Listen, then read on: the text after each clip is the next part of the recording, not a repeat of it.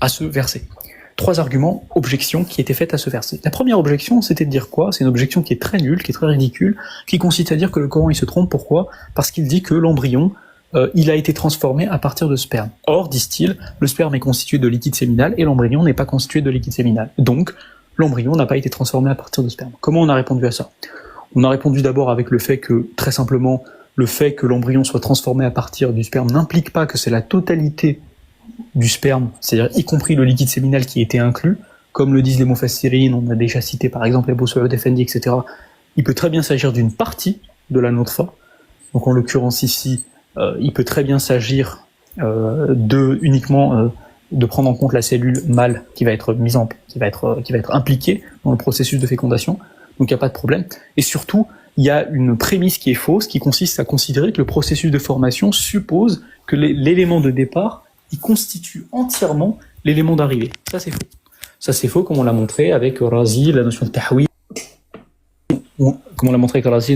etc. La notion de transformation, au contraire, contredit ça. La notion de transformation suppose l'ajout de nouvelles propriétés, on l'a vu, très clairement la nutfa, on ajoute comme propriété le fait de contenir l'ovocyte, on supprime comme propriété le fait d'avoir comme élément le liquide séminal, et on n'a plus de problème, c'est réglé en fait.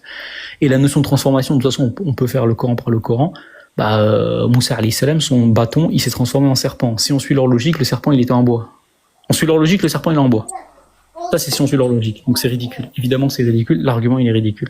Cet argument on l'a rejeté. Deuxième argument c'est sur alaqa. C'était de dire, en fait, alaqa c'est du sang coagulé selon certains mufassirin, donc ça veut dire qu'il y a une étape de l'embryon. Est-ce que tu peux te muter ce chevalier derrière s'il te plaît? Parce que je crois qu'il y a du bruit derrière toi. Barakallahu fik.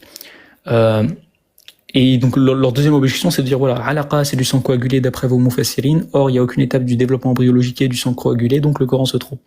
On répond de façon très sereine que d'abord, il ne suffit pas de citer les mufassirin pour faire un argument, ça suffit pas, c'est un argument d'autorité, et les mufassirin que vous citez même, que ce soit Razi ou d'autres, considèrent que le taqlid est haram, donc vous nous citez des personnes et vous nous demandez de les suivre aveuglément alors que ces mêmes personnes considèrent que les suivre aveuglément c'est illicite.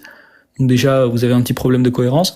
Deuxième point, quand je vais dans les dictionnaires Ibn Faris, Maqayis al-Lugha, le premier sens qui vient, le sens qui préside à la racine, qui est le sens primaire de alaqa, c'est le sens de la suspension, de l'adhérence et de la fixité. C'est le premier sens, il n'y a pas le sens de sang coagulé.